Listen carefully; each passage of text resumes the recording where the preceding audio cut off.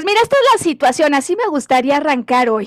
De acuerdo con Edgar Cayce, ¿no? Que fue un vidente que tenía unas capacidades extraordinarias y ayudaba a las personas con problemas de enfermedades.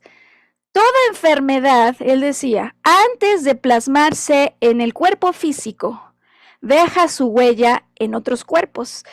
Pues cuáles otros cuerpos, ¿no? Posiblemente algunos sí no sepamos más que sobre el que vemos. ¿Podrías ayudarnos con una pequeña introducción acerca de los diferentes cuerpos, los que vemos, los que no vemos, por qué no los vemos? ¿Cómo está esto?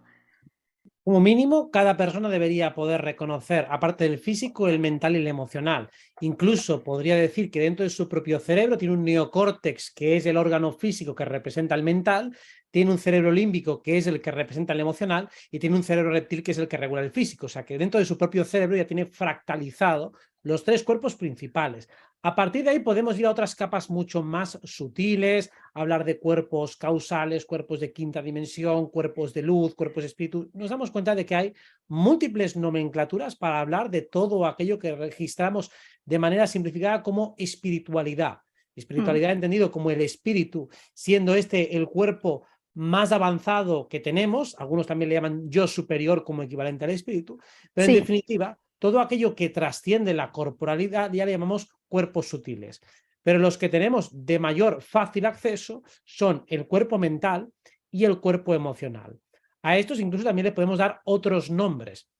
mm, Las capas superiores del cuerpo mental le llamamos cuerpo causal, a las capas inferiores del cuerpo mental le llamamos inconsciente y subconsciente, oh, al cuerpo emocional también le llamamos cuerpo astral o cuerpo de ensueño o cuerpo energético o cuerpo onírico. O sea, tenemos diferentes maneras de designar esos diferentes cuerpos, ok. pero sobre todo el mental y el emocional son aquellos de fácil acceso para cualquiera que no tenga desarrollado ninguna capacidad psíquica. Así que, respondiendo a lo que decía Edgar Cayce, cualquier enfermedad que se manifiesta en lo físico, o mejor dicho, cualquier desequilibrio que se da en lo físico, previamente está en lo mental y en lo emocional también representado. Wow. Ahora, en este sentido, es que uno oye la explicación y surgen muchas otras preguntas. Yo, por ejemplo, cuando siento, ¿no? Cuando tengo una emoción, la siento, por ejemplo, me enojo y lo siento en el estómago. He escuchado decir a personas que las emociones en realidad son sensaciones físicas, pero ahora nos dices, hay un cuerpo emocional. ¿Cómo está esto, Robert? Cuando yo siento, primero lo hago con el cuerpo emocional y entonces hay una repercusión en el cuerpo. Cuando uno está en el cuerpo emocional, por ejemplo, cuando sueña, cuando está Sí, durmiendo, sientes emociones. sí, Y sin embargo, no es, tu cuerpo físico está relajado, está tumbado, y sin embargo puedes experimentar sensaciones en otro cuerpo distinto. O sea, tú te estás moviendo con otro cuerpo, por ejemplo, pues wow, caminando, siendo perseguido por un psicópata con un cuchillo, y todo eso lo experimentas primero en ese cuerpo de ensueño, que es un cuerpo figurativo, es y verdad. luego lo experimentas en el cuerpo físico, que seguramente si te hicieran una medición, pues vería que está alterado el pulso, por ejemplo. Entonces hay un Wow. cuerpo emocional que preexiste, que está más allá del cuerpo físico, aunque luego todo lo que pasa allí tiene un correlato en el físico. O sea, lo mismo que lo que pasa en la mente, cuando tienes dolor de cabeza de tanto pensar, Sí, significa que primero se crea un nudo, un embrollo o una saturación en la mente y luego eso se expresa en forma de migraña o dolor de cabeza. O sea wow. que si bien hay un correlato físico a lo Sí. emocional está aparte de lo físico, o mejor dicho, puede funcionar con cierta independencia de lo físico, aunque finalmente todos están conectados. Wow, fíjate que eso no es algo que normalmente pensemos así, ¿no? Ahora, has hablado de este campo emocional y en ocasiones como que usamos indistintamente el término emoción y sentimiento. Y yo alguna vez escuché que hacías una diferenciación que creo que vale la pena pues poner aquí como punto de partida. ¿Nos podrías ayudar? Sí, a veces la hago y a veces no, simplemente para no confundir. Mm, Porque si entramos a veces a hacer demasiadas definiciones, pues la gente se acaba perdiendo, porque digo, bueno, pero el sentimiento, ¿cuál es la emoción? Bueno, de manera muy simple. Una emoción siempre es una respuesta mucho más mecánica, mucho más simple, en tanto que un sentimiento es algo más complejo y más duradero. Por mm, ejemplo, la rabia, la indignación, la ira son emociones, porque surgen de una manera mecánica, de una manera rápida e incontrolable. Mm. El amor es un sentimiento, porque es algo mucho más pausado, mucho más controlado y además es más complejo porque requiere de la intervención de muchos más parámetros y factores. O sea, básicamente para que un sentimiento se mantenga, requiere de un soporte mental e intelectual. O sea, Mm. requiere de un sistema de pensamiento y de ideas que permitan darle soporte. En tanto que una emoción es algo perfectamente primario que cualquier animal o cualquier mamífero animal podría tener. Así que, digamos, la respuesta más burda, más básica, más mecánica es emocional, en tanto que el sentimiento ya requiere de una cierta elaboración. Ok. Ahora, ambas de alguna manera se viven primero en ese cuerpo emocional. Sí. Ok. Sí, el cuerpo emocional es el que siente y por lo tanto incorpora sentimientos de mayor complejidad o emociones más primarias. O dicho de otro modo, las emociones serían aquellas que responden únicamente a nuestra programación biológica con alguna cierta derivación o complejidad, mientras que Sí. los sentimientos ya empiezan a abrazar esa esfera espiritual y esos planos sutiles. O sea, que ya están bebiendo de informaciones de otros planos más allá del propio cuerpo físico. Ok. Ahora es que vas diciendo cosas, ¿sabes? Y voy apuntando como para darle doble clic a todo lo que nos estás diciendo, Robert. Cuando estábamos en esta introducción donde decías que de alguna manera primero el emocional vive algo que después pasa en el cuerpo físico, también a veces vemos cómo lo que ocurre como en este mundo interior de mis ideas, luego también repercute afuera. Me acuerdo cuando por primera vez alguna persona vino a contarme un accidente y me quedé como muy impresionada al ver que la secuencia de su accidente físico era como una repetición de accidentes o choques o encontronazos con otros que se habían dado de manera previa. Alguna vez en sesión individual me explicaste esto con un concepto de fractalidad que me gustaría compartir hoy. ¿Podrías ayudarnos a entender esta secuencia? Claro, la fractalidad implica que siempre hay un patrón, una estructura que se va repitiendo entre planos y todos los planos se van sincronizando entre sí. O sea, si yo tengo un patrón mental de destrucción, en mi vida se significará un patrón físico de destrucción, porque aquello que está en mi mente poco a poco se irá consolidando y escenificando en lo físico. Esto, por ejemplo, cuando uno se programa para la abundancia económica que está tan de moda, uno primero tiene que empezar a pensar como un ganador, como alguien que tiene dinero o que genera dinero con una facilidad pasmosa. Y cuando empiezas a pensar en esos términos, y ya no solo en términos económicos, sino en términos de ganancia, en términos de recursos, en términos de poder conseguir lo que uno necesita cuando lo necesita, entonces empieza a traer dinero, empieza a traer consultantes, empieza a traer, en definitiva, aquello que quiere que esté en su vida, porque ya lo está generando a nivel mental. Lo mismo pasa con todos los patrones mentales que nos llevan a los accidentes.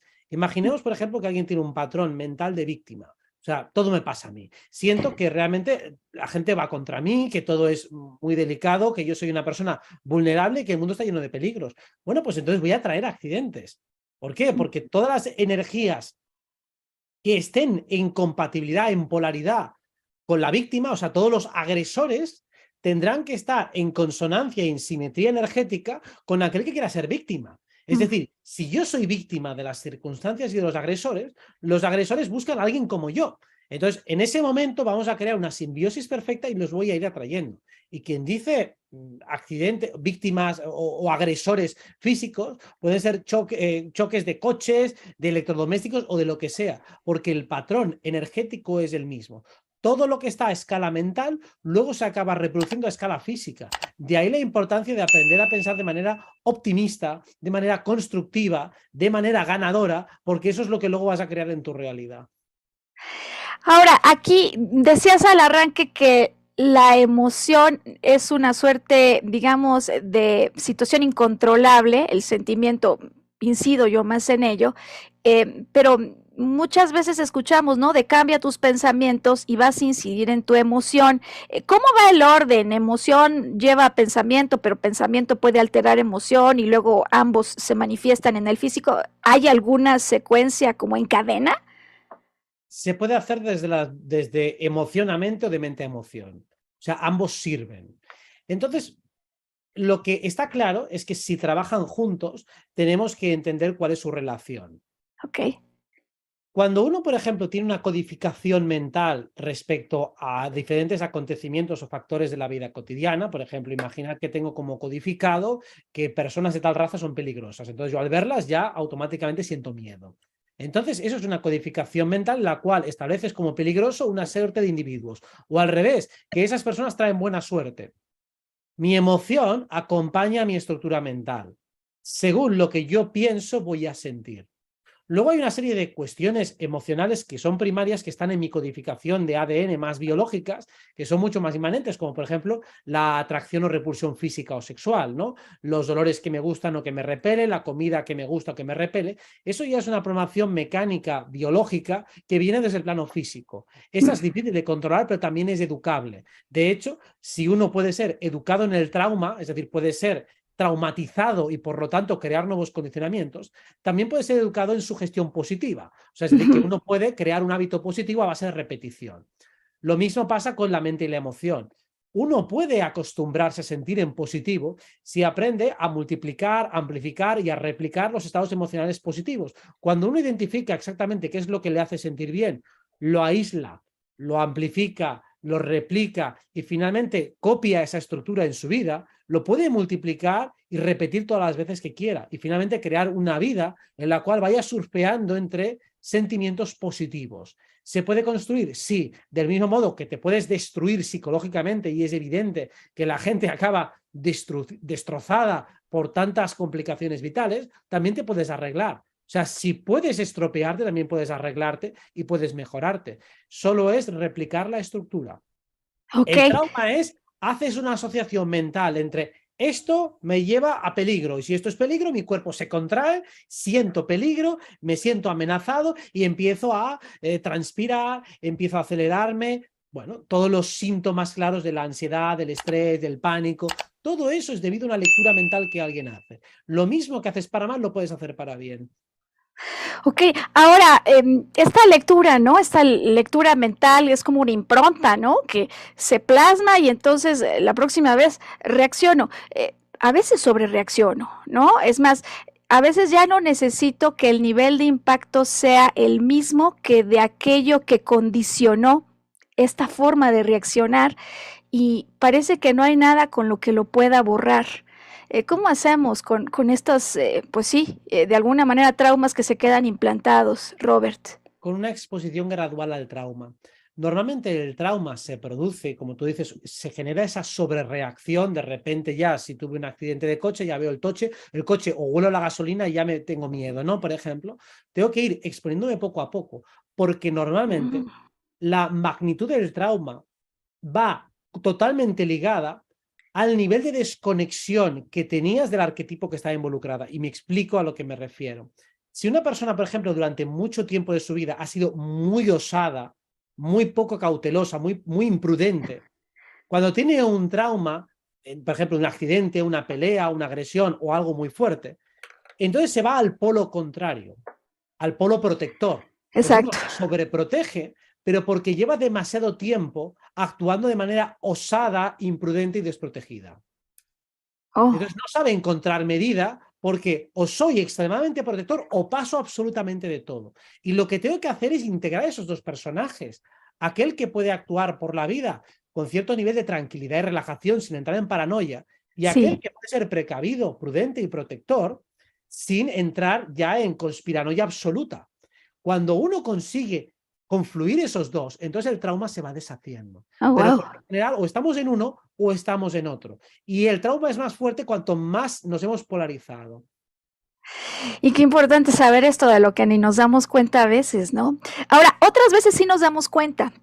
Por ejemplo, en ocasiones me toca trabajar con personas que dicen, yo ya sé que sobre reacción, yo ya sé que me tenso. Es más, en mi casa, desde que yo tengo uso de razón, cualquier cosa era motivo de gritos y sobresaltos.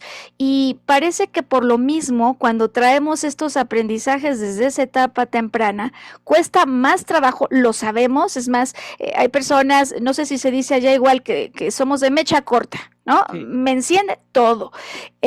Y a veces pareciera que es algo como de mi personalidad, por lo cual no lo voy a poder cambiar. ¿Hay algún tip para como empezar a salir de esos extremos?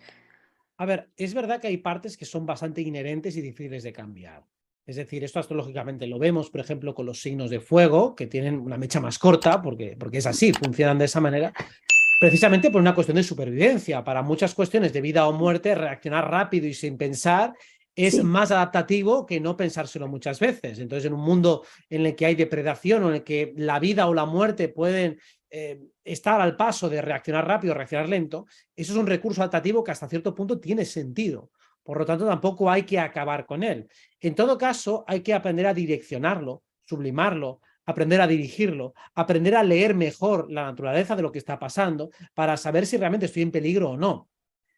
Si estoy en medio de una conversación, pues tal vez no necesito reaccionar tanto, porque veo que no hay ningún peligro, no hay ninguna situación que ponga en peligro mi vida. Entonces, no es necesario que ponga en marcha todos esos mecanismos.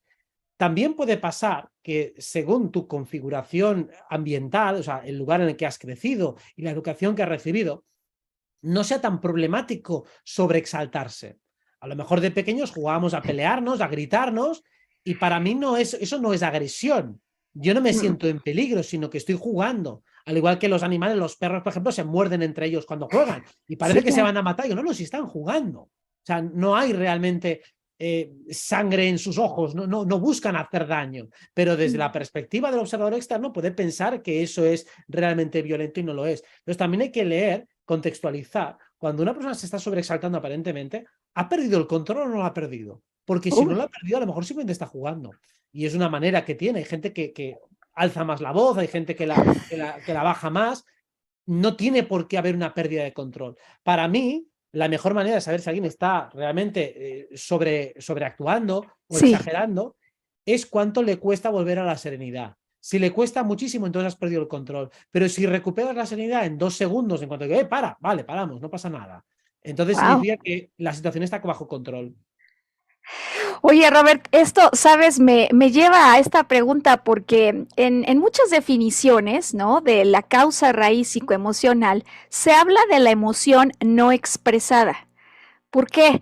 Porque si yo no la expreso, la dejo adentro, se queda físicamente en ese, o bueno, no sé cómo se pueda decir, en ese cuerpo, digamos, Sí, emocional, sí. verdaderamente se queda, o la emoción simplemente cuando yo recuerdo algo que, por ejemplo, me hacía enojar, pues se vuelve a reactivar el enojo. ¿Cómo es? ¿Vive? ¿Se queda? Si la expreso, me libero y entonces ya no llevo riesgo.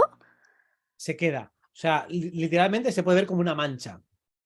O Oh, sea, como una acumulación, como una masa. Imagina que vas a hacer una masa de pizza con el pan. Pues imagínate que dejas toda la masa ahí enganchada con una forma amorfa.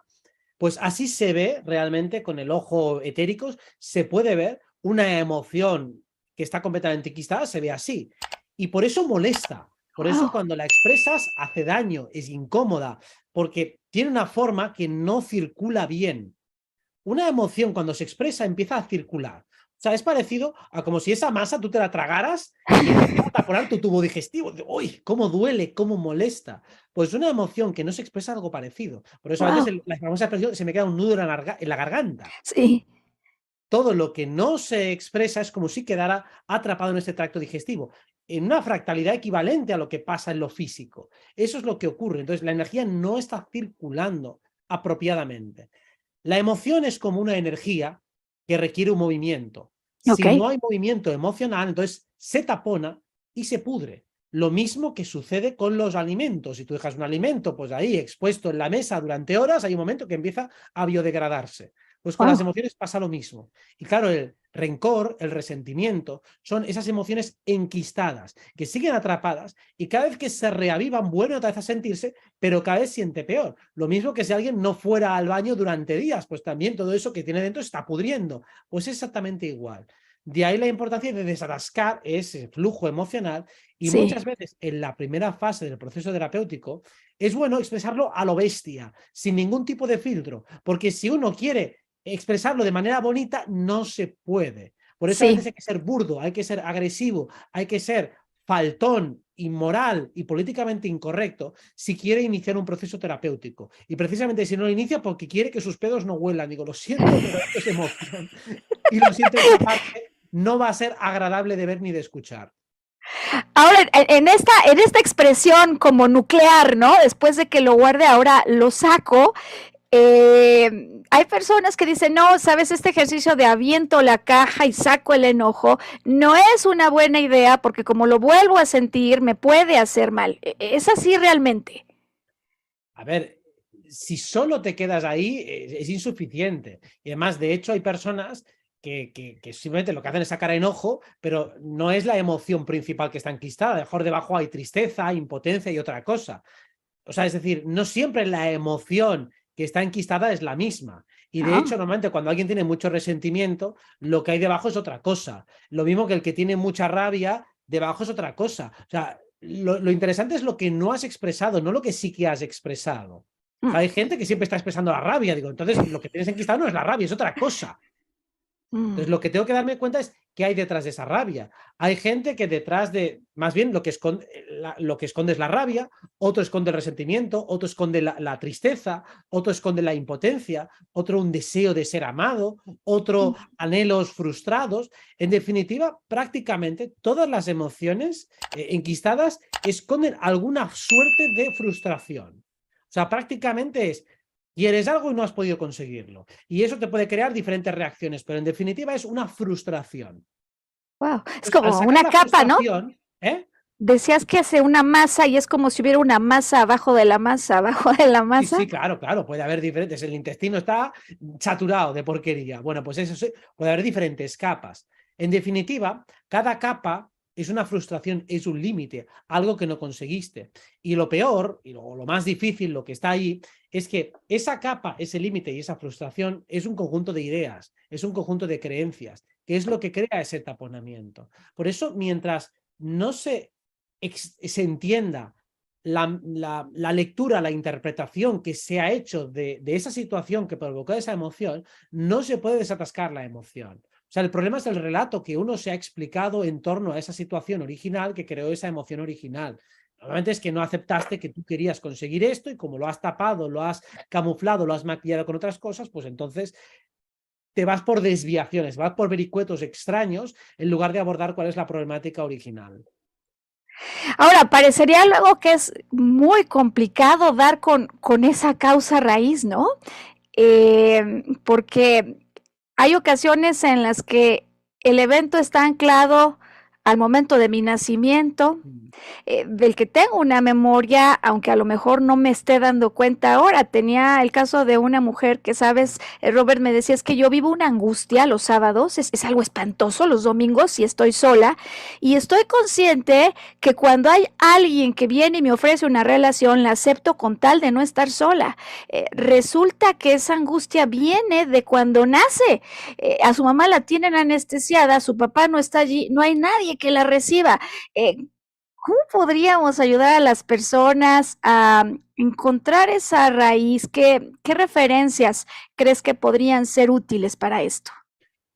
Aunque no encontremos la raíz, porque a veces puede hacer eso, hacer arqueología emocional, encontrar esa raíz y puede ser complicado, aunque con regresiones se puede hacer, con meditaciones, con introspecciones profundas, con PNL, o sea, hay realmente bastantes técnicas para poder llegar a ese momento original. Pero imaginamos que no llegamos. Tampoco es tan relevante en el sentido de que lo que tenemos que aislar es el patrón que hay detrás. Mm, ¿Vale? Esa persona quiere estar en compañía. Digo, perfecto, pero ¿por qué quiere estar en compañía? ¿Qué buscas en esa compañía? Cuando uno descubre esos deseos originales, de hecho, tampoco es tan importante encontrar el patrón original. O sea, mejor dicho, la causa original. Lo que quiero ver es el patrón. ok, ¿Qué deseo real hay detrás? ¿Y qué deseo artificial estoy sobreponiendo al deseo original? Seguramente el problema no es tanto estar sola, sino más bien lo que quería era sentirse protegida, ¿no? Porque un bebé cuando busca la compañía no es porque se aburre, es porque siente que puede morir si se queda solo. Entonces lo que quiere es claro. esa protección. Entonces habría que leer un poco que lo que busco en esa compañía es la protección, porque a lo mejor al sentirme solo pienso que puedo ser más víctima de circunstancias lesivas para mi vida, por ejemplo. Ok. Okay. Ahora, fíjate que en términos de estos patrones de los que hablas y sus repeticiones, seguro quienes se dedican como yo a estos temas pues nos basamos en algunos modelos, como por ejemplo el de un psicólogo francés, Marc Frechet, que explica cómo, por ejemplo, si yo viví un drama, pero con fuerte intensidad a los 40, si divido 40 entre 2 a los 20, debió haber pasado algo de naturaleza muy similar, quizás con otros personajes, con otra temática, pero en el fondo la trama lleva el mismo patrón y es impresionante ver, y luego vuelves a dividir entre 2 y vuelves a dividir entre 2. ¿Por qué? ¿Qué pasa en los ciclos solares o de qué manera esta memoria de repetición se liga con esa forma de entender el tiempo? Habría que decir que la realidad está configurada como un programa informático que sigue una serie de ciclos de repetición. Entonces sigue diferentes ciclos de espiralidad, diferentes ciclos de circularidad, y entonces a posteriori se puede leer y ver cómo todos los patrones se van repitiendo una y otra vez. Precisamente lo que podemos ver y entrever a partir del crecimiento personal es que cada vez que se repite un patrón, tenemos la opción de reaccionar diferente, reaccionar igual o reaccionar peor, por ejemplo. Podría ser también mejor, igual o peor. ¿Qué es lo que determina que actuemos igual, que actuemos peor o actuemos mejor? Peor es muy fácil, es no solo no haber aprendido nada, sino cada vez hacer lecturas equivocadas de lo que nos ha pasado. Cuando leemos mal lo que nos ha pasado, entonces reaccionamos peor. Por eso hay muchas personas que a medida que van haciéndose mayores, tienen un trato cada vez peor, más difícil, más complicado, o sea, se agravan los defectos con el tiempo. Reaccionar igual es no enterarse de nada, no hacer ningún tipo de análisis, es decir, que ni me traumatizo, ni me traumatizo, simplemente paso absolutamente de todo, voy con el piloto automático, entonces reaccionar exactamente igual. ¿Y qué es lo que hace que reaccione mejor? Le llamamos a veces nivel de consciencia, pero realmente, para ser más específicos y más concretos, diríamos que has incrementado tu capacidad de crear recursos, alternativas y soluciones ante los mismos problemas. O sea, cada vez que tú has tenido una experiencia difícil que te ha sobrepasado, has reflexionado muchísimo sobre qué haría si me volviera a pasar.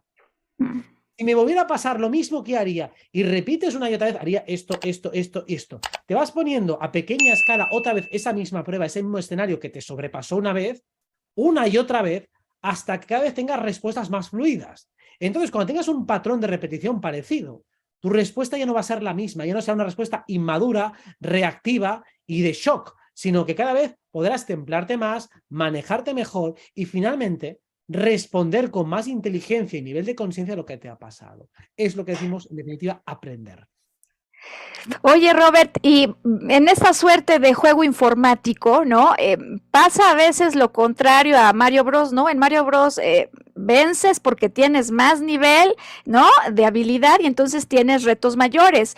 Pero en este juego informático me doy cuenta que cuando no consigo sortear la prueba, entonces viene otra de mayor intensidad. ¿Por qué es así? Si ya nos estaba costando trabajo en menor nivel, ¿por qué se le sube la escala al desafío que traemos? Cuando se sube la escala de intensidad es precisamente para que se entienda mejor lo que está pasando. O sea, ante un problema muy neutro, puede ser prácticamente inapreciable. Yo ni siquiera me doy cuenta de que hay un problema. O sea, a lo mejor tengo un conflicto con un compañero, pero como él disimula, yo disimulo, los dos hablamos como si no pasara nada, yo no entiendo que hay un problema. Pero de repente, si se eleva la intensidad y el otro empieza a mostrar un poco de hostilidad, yo respondo con hostilidad, él también, y yo, y entonces empieza a evidenciarse cuál es el problema. Cuanto más alta es la intensidad, más fácil es detectar dónde está el problema. Pero si la intensidad es muy baja, cuesta mucho identificar qué está pasando.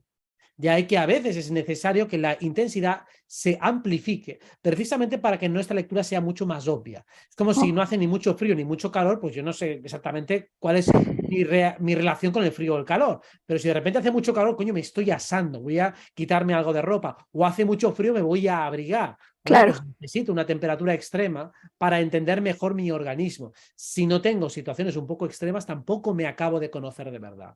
Wow. Ahora, hay otra cosa interesante en este sistema o juego informático, porque cuando trabajamos con alguien, libera la emoción, consigue también liberar bloqueos, identificar eso de lo que hablas del patrón e incluso el comportamiento tajante o en polo extremo. Esto pasa con una enorme frecuencia, Robert. A los 2 días la persona te habla y te dice, oye, no juegues, viví una prueba.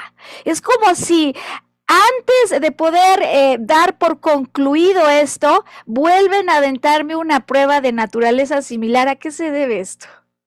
Precisamente a que en términos energéticos, escalar de nivel y significa que tienes que atravesar barreras, tienes que atravesar capas del cuerpo mental. Entonces, para que un cambio se haga del todo, para que se traspase realmente a la otra barrera, es necesario asegurarse que no has llegado de chiripa, que no has llegado de suerte, que no has llegado simplemente por una carambola, sino que eres capaz de mantenerte y establecerte en ese nivel.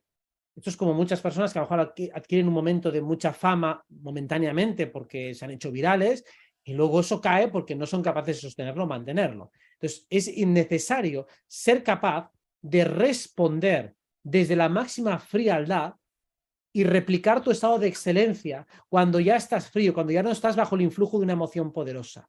Cuando hay misiones que aparentemente se repiten, digo, coño, si esto ya lo conseguí y ahora se me voy a repetir. Es para ver si soy capaz de conseguir lo mismo estando frío, relajado, sereno y tranquilo. Muchas veces las pruebas las superamos en momentos de máxima exaltación emocional, de adrenalina, de potencia, de implicación absoluta, de atención plena. Digo, vale, ahora podrías replicar lo mismo tranquilo, sereno, relajado, sin ponerte nervioso. Sí, pues entonces ya te has establecido en el siguiente nivel. Digamos que hay diferencias entre los niveles de élite y los superélite. Entonces tiene que haber maneras de poder medir los desarrollos espirituales una vez que uno va escalando. Lo puedes ver en Okay. cualquier área de la vida, cualquier área de excelencia. Hay diferencias entre los muy buenos, los súper buenos, los súper excelentes, los súper cracks, los fuera de serie, las superestrellas. Siempre hay niveles. Y una manera de medirlo es esa. ¿Eres capaz de hacer lo mismo con los ojos vendados y la mano detrás de la espalda? Digo, bueno, pues entonces ya estás en la superélite. Ok. Voy a hacer una pequeña pausa aquí nada más, Robert, porque parece que el tono de mi voz y de la emoción está un poco elevado. ¿Me pudiera nada más confirmar que haciendo esto es menor? Por favor. Parece ser que había un tema con el audio. Sí, No puede ser s- que con el zoom se escuche un poco más Se fuerte. escucha un poco más, ¿verdad? Bueno, lo estoy tratando de ajustar a la baja y voy a estar atenta para Se te saber escucha si, bien ahora, se te ¿sí? escucha ¿Se bien. escucha bien ahora? Bueno, de acuerdo. Igual sigo atenta en caso de que tanta emocionalidad e intensidad esté desbordando el canal. Robert, fíjate que, bueno, en este sentido de lo que nos explicas hoy, de cómo, pues claramente, ¿no? Esta emoción que no expreso se queda en el cuerpo. Nos damos cuenta cómo a veces ya cambié yo la conciencia, ya sé cómo debo hacer algo distinto, pero es como si se hubiera quedado la programación mental instalada en casos de problemas crónicos o de dolores así súper intensos. Y hay varias teorías al respecto sobre cómo hay una representación mental, ¿no? Como si las creencias se grabaran como representaciones mentales, hologramas, con una imagen y quizás con ciertos sonidos que yo tengo que cambiar. ¿Por qué es esto? ¿A qué se debe? El cuerpo mental. O sea, el cuerpo mental tiene que estar exactamente en sintonía con el emocional y con el físico. Entonces, si yo cambio una emoción y hago una emoción positiva, me pongo a bailar, me pongo a cantar, hago algo que me haga estar contento y feliz, bueno, voy a limpiar momentáneamente el cuerpo mental. Mm. Ay, perdón, el emocional. Pero después, si el mental no es capaz de entender muy bien que eso es positivo, que es saludable, o sea, si yo en el fondo no me lo creo y pienso, mira, estoy haciendo el tonto, estoy haciendo el pena, esto es ridículo, esto no sirve para nada, me siento estúpido, bueno, pues entonces tu estructura mental no va a permitir que esa emoción de júbilo momentánea se instale. ¿Por qué? Porque todos los cuerpos se sincronizan, todos se ponen siempre en el mismo tono. O sea, que si el emocional yo consigo, venga, lo estimulo un poco positivamente, vamos a hacer un poco de risa, de bromas, genial, nos hemos reído un rato. Pero luego pienso, digo, ya, pero esto es una pérdida de tiempo, yo tendría que estar trabajando, tendría que estar ganando dinero, tendría que estar ocupándome de cosas serias, que la vida está muy mal y está fatal. Vale, pues tu capa mental no es capaz de estar a la altura de tu emocional, con lo cual al final tu emocional bajará para sincronizarte con la mental. Si la mental está dominando, se come a las otras. Wow. ¿Y qué ocurre? Que en la mental, por eso es la más complicada y donde hay que trabajar más, hay demasiadas creencias que vienen desde fuera, que vienen desde el sistema, que vienen de todas las consignas que recibimos de familiares, de seres sociales infectos e infames, de las autoridades, que tratan todo el rato de asustarnos, de darnos mensajes que son de todo menos empoderadores, que alimentan nuestro pensamiento de víctima, que intentan hacernos creer que toda forma de empoderamiento es una ilusión narcisista. O sea, básicamente intentan neutralizarnos constantemente para que desconfiemos de lo que sentimos, de lo que pensamos, de lo que intuimos, básicamente para que estemos en lucha con nosotros. Entonces, si el cuerpo mental no está bien trabajado, el emocional se cae y el físico se cae. Entonces, lo más complicado es el mental, sobre todo por toda la cantidad de creencias disfrazadas de autoridad intelectual que tenemos instaladas. O sea, casi cualquier cosa de la que estamos hablando, si la escucharan psicólogos colegiados, si la escucharan personas que están en televisión, nos llamarían de sectarios para arriba. O sea, absolutamente todo sería pseudocientífico, criminal, peligroso, lavacerebros, cuando realmente es al revés. Los Claro. lavacerebros criminales son ellos. Pero en ese sentido, cualquier persona que empiece a pensar por sí misma se va a encontrar esas voces de alarma. Entonces, ¿cómo se va a atrever a creer en sí misma si todo lo que recibe del exterior le dice lo contrario? Totalmente lo contrario. ¿Cómo entonces te convences a ti mismo de que es racional pensar que eres un ser divino encarnado? O que tú puedes sanarte cuando te están dando todos remedios para apaciguar los síntomas, pero para jamás sanarte. Digo, sanarte mentalmente, tienes un problema mental, entonces hay que tratarte como si fueras una especie de discapacitado rotísimo que no se puede hacer nada y como mucho empastillarse y ya está. O sea, esa es la solución que te da el sistema. Jamás piensan que eso es resoluble. Entonces, desde que has nacido, te han educado prácticamente a todos en la creencia de que cualquier problemática mental es una astilla, algo que tienes estropeado de base y que se puede hacer muy poco. Hay que darte como si fueras una muñequita de porcelana con cuidado, que a ver si la rompe. Que estoy mal de aquí, ¿eh? No me hables muy fuerte, que a lo mejor se me va la cabeza y empiezo a pegar 4 tiros. Wow. Mira, ya me alejé el micrófono porque parece que sigue la intensidad emocional y de voz alta. A ver si me pueden confirmar, se escuche mejor. Yo te escucho bien, pero bueno, entiendo que hay Bien, gente que tiene más sensibilidad acústica, si no que bajen el volumen. ok. Vamos a tratar de acoplar a ver si así funciona mejor. Decías esto, Robert, que me deja pensando en esos casos donde, por ejemplo, la persona tiene un dolor intenso en la pierna. Le quitan la pierna y hay casos donde es como si el órgano fantasma continuara y sigue doliendo. ¿Es el cuerpo mental el que está provocando esto? Naturalmente, o sea, no es la pierna el origen. O sea, el sistema nervioso está reproduciendo y está replicando lo que está pasando en otros niveles. Entonces, sí que puede haber un daño físico real y objetivo en la pierna, pero muchas veces ni siquiera es imprescindible. Por eso la somatización está perfectamente documentada, al igual que el efecto nocebo. O sea, la sugestión en negativo funciona. Digo, bueno, si existe en negativo, también tiene que existir en positivo. O solo va a existir la parte mala. O sea, solo puedo estropear mi mente, pero no puedo arreglarla. Puedo fastidiar y joder mi cuerpo, pero no puedo hacerlo que se vuelva súper poderoso y súper... En principio debería ser igual de posible. Por lógica debería ser lo mismo. Entonces, evidentemente, en el cuerpo mental, que es el centro dominante de todo ser humano, algunos tienen un poquito más el emocional y demás, pero por lo general, como especie humana, el mental es nuestro centro. Tenerlo limpio, trabajado, bien ordenado, clasificado y con los conceptos bien entendidos es básico si queremos que haya una salud física. Ya no digo salud mental, que es obvio, y ya hablamos también de salud emocional, pero el entendimiento del mental es imprescindible. Muchas veces, claro, desde las perspectivas a veces más duras de la espiritualidad, se llega a la conclusión de que, claro, como la mente te puede crear esos problemas, pues el problema es la mente. Entonces hay que anular la mente, hay que anular o barrer el ego, que todo lo que sea egoico es malo, que hay que intentar trascender la mente, trascender la dualidad, como si todo lo que emanaba de la mente ya fuera mal, fuera malo. Y la mente habla del conocimiento, que es miento, que es de mentira y que es, bueno, vamos a ver. Si la mente está ahí será para algo. habrá que utilizarla. Digo, en lugar de pensar que hay que anularla, eliminarla, dejar un vacío mental permanente, que son técnicas que son válidas y funcionales, pero que tienen un alcance limitado, ¿por qué no aprendemos a usarla correctamente, a entenderla, a comprender ahí para qué está? ¿Cuál es su funcionalidad? ¿Qué es lo más lógico y lo más intuitivo? O sea, algo que colma tantísima atención, ¿por qué vamos a considerarlo como un defecto? Como si naciéramos estropeados de base. Digo, pues vamos a usarlo, porque a lo mejor no es tan complicado usarlo. Uy, es que realmente te vuelves loco. Digo, ¿has probado de entenderla? Digo, tiene una lógica. Bueno, ya sientas en la astrología, la vas a comprender muy bien. No es tan complicado, no es tan difícil. Digo, pues bueno, pues vamos a utilizarla y veréis cómo se puede mejorar mucho la calidad de vida de cualquier individuo si para un poquito a pensar en la propia naturaleza de la mente. No es tan difícil y desde luego que los efectos positivos son tremendos. Ok, ok. Ahora decías cómo, en efecto, la mente, ¿no? Está en muchas ocasiones al comando de todo esto que nos pasa. Y hay quienes dicen que un dolor físico siempre tiene atrás un dolor emocional y también un dolor del alma.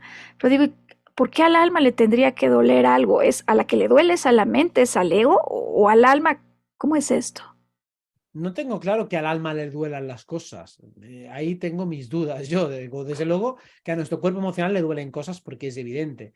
El alma no lo tengo claro. O sea, no tengo claro que tenga ese sistema sensitivo tan polarizado como el nuestro. O sea, no me consta que sea así, pero bueno, tampoco lo puedo descartar porque no soy un experto a la hora de codificar exactamente el estado de alma y cómo se vive y cuáles son las diferencias. Puedo más o menos imaginarlas, intuirlas, pero no quiero o no creo que sea obvio o lógico establecer un paralelismo tan claro entre ellas. Por fractalidad se podría entender, pero desde luego creo que es una forma poética llamarle heridas de alma a lo que son heridas del cuerpo emocional, que simplemente son atascos energéticos. Lo que llamamos heridas suena muy bonito en la literatura, pero realmente son atascos de energía. Lo mismo que los dolores del cuerpo, no les llamas heridas del alma o heridas del espíritu, le llamas simplemente dolores del cuerpo, porque Sí, simplemente hay algo mecánico, algo físico que implica que tu sistema nervioso te está avisando de que por favor haz algo aquí.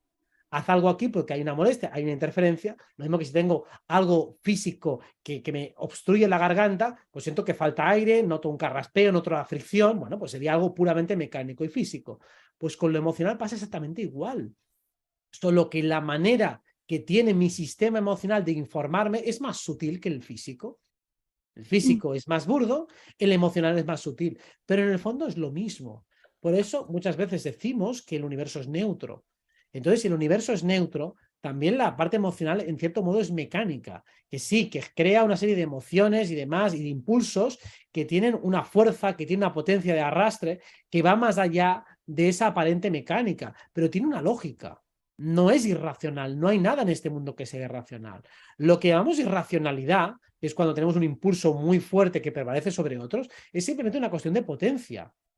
Me apetece hacer algo y me apetece tanto que las consecuencias de esa acción me dan igual, que las otras alternativas me dan igual. Y eso lo llamo irracionalidad, cuando realmente simplemente es un deseo, una apetencia que prevalece con tanta fuerza respecto al resto que prácticamente pierdo el sentido. Un ok. loco, en el fondo, es alguien que tiene una prioridad en un momento dado y ignora todo lo demás. Y además va cambiando todo el rato bajo ese principio. O sea, ignora las consecuencias de sus actos y cuando después toma conciencia de ella, empieza a volverse completamente absorto. Ahora quiero controlarlo todo, ahora no controlo nada. Bueno, va saltando de personaje en personaje. Pero en el fondo, no hay nada que sea estrictamente irracional. Ahora, Robert, hay, digamos, diversas tradiciones chamánicas que hablan de recuperar los fragmentos del alma. Como cuando se te rompe el corazón, según tú, ¿no? En algún momento, así lo decimos. Y hay algunos ejercicios que son tremendamente impactantes. Este de utilizar una sonaja para traer esos fragmentos que se quedaron en algún lugar del tiempo de vuelta a ti. ¿Qué es lo que realmente se queda allí? ¿Son fragmentos? ¿El alma se rompe? ¿O qué es lo que hay? Supongo que se le llama, insisto, alma a diferentes partes del cuerpo emocional, diferentes cuerpos sutiles que tenemos, y por una manera, por simplificarlo, por no crear controversias, porque ya bastante complicado es cuando entramos en la metafísica hacer Sí. definiciones, pues bueno, de manera poética vamos a recuperar fragmentos del alma. O sea, al igual que el cuerpo se puede literalmente romper, o sea, tú puedes amputarte un dedo, la mente se puede disociar, que es lo que sucede cuando uno va a la escuela y entonces tiene que convertirse en alumno, aunque no lo sienta, pero se convierte en alumno y está ahí esperando en clase, aunque no le apetezca, entonces me disocio, ahora soy un alumno, a pesar de que me gustaría estar en el patio jugando, pues me disocio y me rompo en pedacitos, pues nuestro mundo emocional también se rompe en pedazos. Y cuando se rompen pedazos, unos pueden quedar aquí en el pasado, otros quedan proyectados en el futuro, un anhelo de lo que nunca fue y siempre me hubiese gustado, pues te puedes quedar en pedacitos. Y claro, si pensamos en una perspectiva muy largoplacista de muchas vidas pasadas, pues claro, en muchas situaciones traumáticas o muertes traumáticas te pueden quedar pedazos allí de tu cuerpo energético desparramados y cuesta mucho reintegrarlos. ¿Por qué? Porque te has querido separar de ello, no quiero volver a pensar en ello nunca más Cierto. hasta el punto que te has dejado un pedacito allí. Bueno, pues eso es básicamente lo que proponen estos enfoques terapéuticos. Darse cuenta de que la mayoría de los seres humanos, además ya se nota, están incompletos. Los ves por la calle y dices, a ver, pero esta persona no ha reflexionado ni 5 minutos sobre su vida. Claro. Una persona que a lo mejor tiene 50 años y no ha pensado nunca en nada importante. Le haces preguntas básicas sobre su vida y parece que es la primera vez que se las plantea. Dice, uy, no quiero pensar en eso. Entonces, ese es el resultado de un cuerpo emocional fragmentado, troceado, repartido en 1000 pedazos. Entonces, claro, digo, por favor, ¿puedo hablar con la persona completa? O por lo menos con una mitad del ser humano ese que hay allí. Me conformo con un 50%, tampoco pido tanto. Ok, bueno, voy a hacer algunas preguntas en relación al enfoque terapéutico, porque esta es una preocupación que en ocasiones nos mantiene como mucho tiempo buscando remedios, ¿no? Y es cuando tú entras en interacción con otra persona, muchos dicen, no, es que ten cuidado, te tienes que proteger para que no te quedes con los problemas de esa persona. Eh, ¿Qué es lo que hay que pensar al respecto, Robert? A mí me hace mucha gracia porque siempre estamos en interacción con el otro, intercambiando energía, eso es inevitable. Entiendo que para personas que son muy aprensivas y que tienen dificultad para eh, tomar perspectiva sobre los problemas, entonces te quedes con los problemas del otro, pero eso solo sucede cuando no sabes resolverlos. O sea, uno solo se queda atascado en el problema del otro si es incapaz de resolverlo. Por ejemplo, pongamos el caso de un ejemplo muy sencillo, ¿no? Tienes un niño pequeño que quiere tomar helado y tú, que eres el adulto responsable, le dices, no, mira, no vas a comer helado. Y se pone a llorar. Ay, qué mal lo he pasado porque no he comido helado. ¿Te llevas el problema a tu casa? No, ¿verdad? Te da exactamente igual. Dice, bueno, pues todo el mundo ha pasado por esto, es lo más Claro. normal del mundo, y los padres responsables dicen, no te comes helado, que luego vas a cenar. Si acaso ya comprarás mañana o el domingo o cuando sea. ¿Cuándo te quedas el problema del otro? Cuando no lo has entendido bien, cuando tú en su lugar no sabrías qué hacer. Entonces, ahí más bien, si te quedas con ese problema es, ¿tienes un desafío por resolver? La otra persona te está dando la posibilidad de que tú resuelvas un problema que ni siquiera te atañe a ti personalmente, sin riesgo. O sea, me estás contando un problemón tremendo, yo puedo resolverlo dentro de mí, con lo cual hago el trabajo personal y espiritual y no Sí. tengo que experimentar las consecuencias. O sea, te está dando un regalo tremendo. ¿Encima te quieres proteger para echarlo? Yo con el regalo que te está dando tan brutal, digo, bueno, vale, puedes hacer protecciones si quieres. Vale, pues Sí. entonces nadie va a venir a contarte tus problemas. Eso desde luego, porque no va a haber el otro que por tu parte hay empatía o hay implicación. En lugar de pensar, oye, me pongo en tu lugar, me interesa ponerme en tu lugar, me interesa tu experiencia, porque tal vez yo también pueda nutrirme de tu experiencia y cuanto más difícil sea, mejor. Pues eso es lo interesante. Vamos, yo desde luego abogo terapéuticamente por absorber el problema del otro y afrontarlo como si fuera propio. Eso es lo que te va a dar mucho más bagaje experimental. Ahora, si quieres crear una protección energética, no es tampoco muy difícil. Basta con imaginarla, poner un poco de intención y ya verás que tu cuerpo energético hace el resto. No es algo complicado, la verdad. No, pero es interesante esto que dices de transformarlo desde mi interior, ¿no? De la misma forma he escuchado esto, no sé si tenga un sustento. Si tú estás ayudando a alguien a resolver, tienes que tener cuidado de no quitarle karma. ¿Se puede eso realmente? Bueno, entiendo que si tú te haces cargo absolutamente del trabajo que tiene que hacer el otro, más que quitarle el karma, le está resolviendo un problema y luego se lo volverá a aparecer otra vez. Mm, Pues luego va a pasar lo mismo. Pongamos un caso de alguien te pide dinero, le das el dinero, pues luego se gastará el dinero, te volverá a pedir a ti o a otra persona. ¿Por qué? Porque el problema económico sigue estando. Porque el problema económico no es que me faltaban X dinero, no, el problema es que no soy capaz de generarlo, que gasto lo que no tengo, que me endeudo. Bueno, hay otra problemática allí con la gestión de la energía. Entonces no le quitas karma, simplemente lo que estás haciendo es taparle un hueco, taparle un agujero, ponerle un parche y luego cuando se rompa el parche, pues pedirá otro y ya está. ok, Evidentemente no puedes hacer el trabajo que le corresponde al otro, pero eso es evidente que no puedes hacerlo. Supongo que se claro. refiere en casos donde un supersanador le cura la enfermedad al otro. Digo, bueno, si el supersanador puede curar la enfermedad del otro, es porque el otro ya estaba preparado para ser sanado. Ok, ok. Em, Robert, en ocasiones hay ayudas espirituales, ¿no? Ciertamente. Sí. ¿Qué se necesita para que pueda haber una intervención? Primero, estar completamente abierto a ser intervenido y segundo, sin que eso menoscabe tu responsabilidad. O sea, tirando un poco de lo que comentábamos justo antes. La responsabilidad de resolver una problemática es tuya. Tú no puedes pedir a una intervención que te digan qué tienes que hacer. Hmm, Hago A, hago B, digo, no, ellos no te lo van a decir porque no lo saben y además porque respetan tu libre albedrío. O sea, ni lo saben, ni tampoco lo van a hacer, ni van a asumir ellos la responsabilidad por ti porque sería absurdo. claro. Así que basta con pedir ayuda, pero entiéndase que la ayuda será en forma de elementos que te ayuden a incrementar tu discernimiento. Cuando Mm, te llega una ayuda espiritual es, vale, quiero más claridad mental para entender cuál es el camino. Yo pido muchas veces ese tipo de ayuda para tener claridad en mi corazón.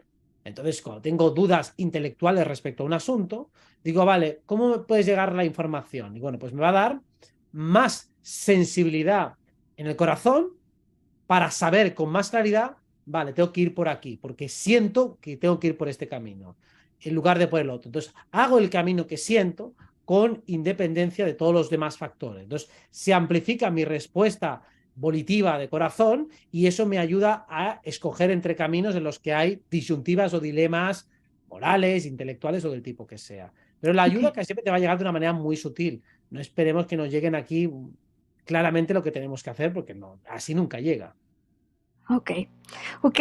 Robert, pensando en los astros, ¿no? Porque luna llena y se dice la gente está más agresiva, pareciera que auténticamente tienen una cierta influencia en nuestro campo emocional. ¿Es así?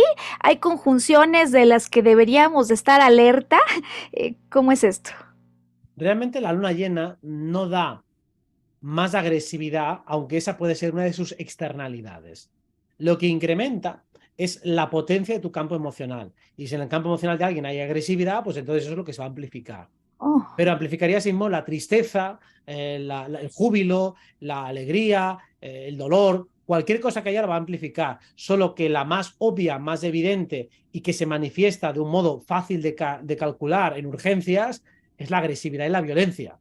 Claro, los agresivos, al ser mucho más agresivos, entonces manifiestan esa emoción en forma de conflicto, de pelea y por lo tanto suele haber heridos. Eso es lo que se puede cuantificar más fácilmente.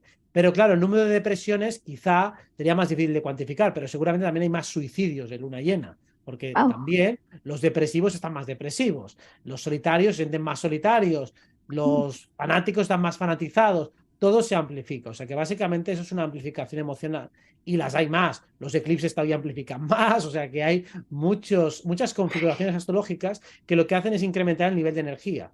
Y hemos dicho, energía igual a campo emocional. Si el campo emocional está excitado y alterado, una persona que lo tenga muy desordenado, lo único que va a hacer es incrementar el nivel de conflicto. Por eso muchas veces se cree erróneamente que la mayoría de aspectos astrológicos son negativos o maléficos. Porque claro, todo lo que activa tu campo energético mental, si tu campo energético mental está hecho unos zorros, pues lo que va a salir de allí va a ser una amplificación de la enfermedad, de los accidentes, de las molestias, pero no porque la interacción en sí misma sea negativa, la interacción es neutra, es simplemente que tu cuerpo mental y emocional está hecho un asco y entonces al amplificarlo, pues se escenifica ese asco que está en tu interior. wow. Wow. Tengo otra pregunta, Robert, ahora en términos de las constelaciones, ¿no? De esto que en muchos lugares se hace, ¿no? Tomo referencia, observo lo que está pasando, puedo incluso darme cuenta de cosas que sentía alguien que yo no había considerado.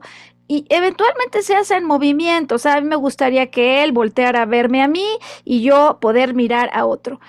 Pero cuando hacemos estos movimientos, realmente ¿qué es lo que provoca el cambio? Porque yo pienso, no puedo influir en el libre albedrío de otro. Lo que cambia es solo mi forma de ver las cosas. A ver, para empezar, el movimiento está relacionado con la emoción. De hecho, una de las definiciones de emoción es movimiento.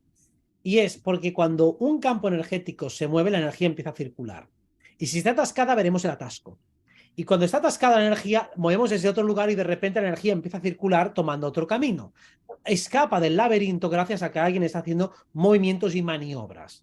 Normalmente, si la energía está atascada es porque solo se mueve en una dirección en la que hay una barrera. Si tú empiezas a moverte por la izquierda, ahora por arriba, ahora para abajo, ahora por la izquierda, entonces todo el campo energético agregado de todos los individuos está allí involucrándose y por lo tanto se desatasca. ¿Se interfiere en el libre albedrío de todos? Digo, no, porque generalmente todos los que ya están allí involucrados ya movieron ficha, ya hicieron lo que tenían que hacer y su libre albedrío les lleva a dejarlo todo en punto muerto. Con lo cual, lo que está haciendo el que interfiere mediante la constelación familiar es crear un movimiento de salida a toda esa energía que se ha atascada por parte de todos. O sea, hay una delegación de facto de todos los integrantes para que alguien se ocupe de la constelación. Porque al fin y al cabo, en la constelación, al igual que me afectan mis antepasados sin pedirme permiso, yo también les puedo afectar sin pedirme permiso porque formamos parte de un equipo. Y si estamos en un equipo, al igual que en un equipo de fútbol, si falla el defensa, falla el portero, nos meten un gol a todos, digo, oye, a mí yo no he fallado, digo, es igual, estamos todos juntos. Y si meto un gol para todo el equipo, aunque haya alguien que no haya hecho absolutamente nada. Pues en una Claro. constelación, vamos todos juntos. Si estamos todos juntos, por supuesto que puedes participar e intervenir y hacer maniobras. Y no te preocupes, que todos vamos al unísono y todos nos tenemos que sincronizar, porque son campos en los que hemos elegido participar, con lo cual ya hay un consentimiento de base para estar allí. Así que me afecta lo que me pasa al tatarabuelo, digo, claro, eso formaba parte de estar en la familia. Ahora, también les voy a afectar yo con todo lo que haga, con todos mis movimientos y mis trabajos energéticos, y seguramente si os afecto será en vuestro beneficio, así que no os quejéis tanto. Robert, un privilegio, un honor y un profundo agradecimiento. Ahora sí que por mí y por todos mis compañeros, ¿no? Así decimos en este juego de un, dos, tres por mí, por todos mis compañeros, por todas las personas que están viendo y que verán esta información y sobre todo por tu generosidad, tu tiempo y el que a diario nos ayudas y nos ayudas no solo a reflexionar, sino que nos das estrategias para cambiar. Gracias en verdad. Nada, gracias a ti, de eso se trata.